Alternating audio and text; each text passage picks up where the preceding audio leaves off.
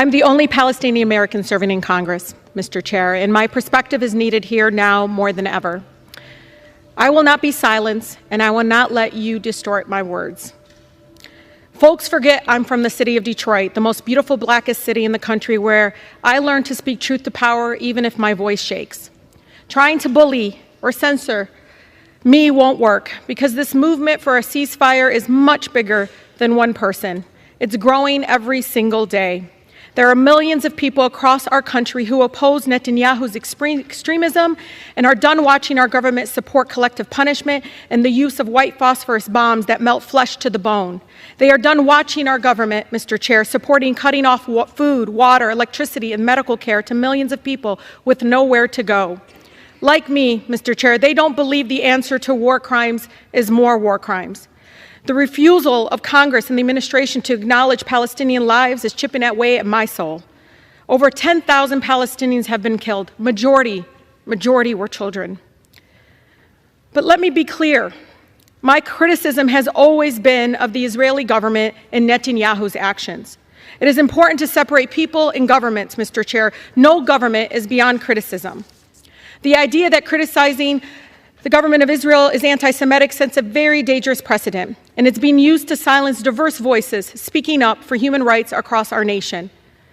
Do you realize what it's like, Mr. Chair, for the people outside the chamber right now, listening in agony to their own government dehumanizing them? To hear the President of the United States we helped elect dispute death tolls as we see video after video of dead children and parents under rubble? Mr. Chair, do you know what it's like to fear rising hate crimes, to know how Islamophobia and anti-Semitism makes us all less safe, and worry that your own child might suffer the horrors that 6-year-old Wadia did in Illinois? I can't believe I have to say this, but Palestinian people are not disposable.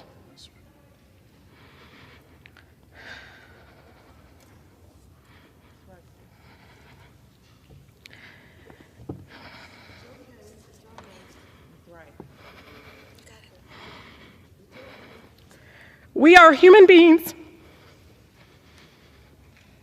just like anyone else. My city, my grandmother, like all Palestinians, just wants to live her life with freedom and human dignity we all deserve. Speaking up to save lives, Mr. Chair, no matter faith, no matter ethnicity, should not be controversial in this chamber. The cries of the Palestinian and Israeli children sound no different to me. What I don't understand is why the cries of Palestinians sound different to you all. We cannot lose our shared humanity, Mr. Chair.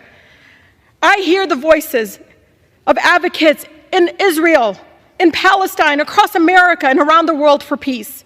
I am inspired by the courageous survivors in Israel who have lost loved ones, yet are calling for a ceasefire and the end to violence. I am grateful to the people in the streets for the peace movement, with countless Jewish Americans across the country standing up and lovingly saying, "Not in our name." We will continue to call for a ceasefire, Mr. Chair, for the immediate delivery of critical humanitarian aid to Gaza, for the release of all hostages and those arbitrarily detained, and for every American to come home. We will continue to work for a real lasting peace that upholds human rights and dignity of all people, and centers in peaceful coexistence between Israelis and Palestinians, and censures no one, and ensures that no person, no child has to suffer or live in fear of violence. 71% of Michigan Democrats support a ceasefire. So you can try to censure me, but you can't silence their voices. I urge my colleagues to join with the majority of Americans and support a ceasefire now to save as many lives as possible. President Biden must listen to and represent all of us, not just some of us. I urge the President to have the courage to call for a ceasefire and the end of killings. Thank you, and I yield.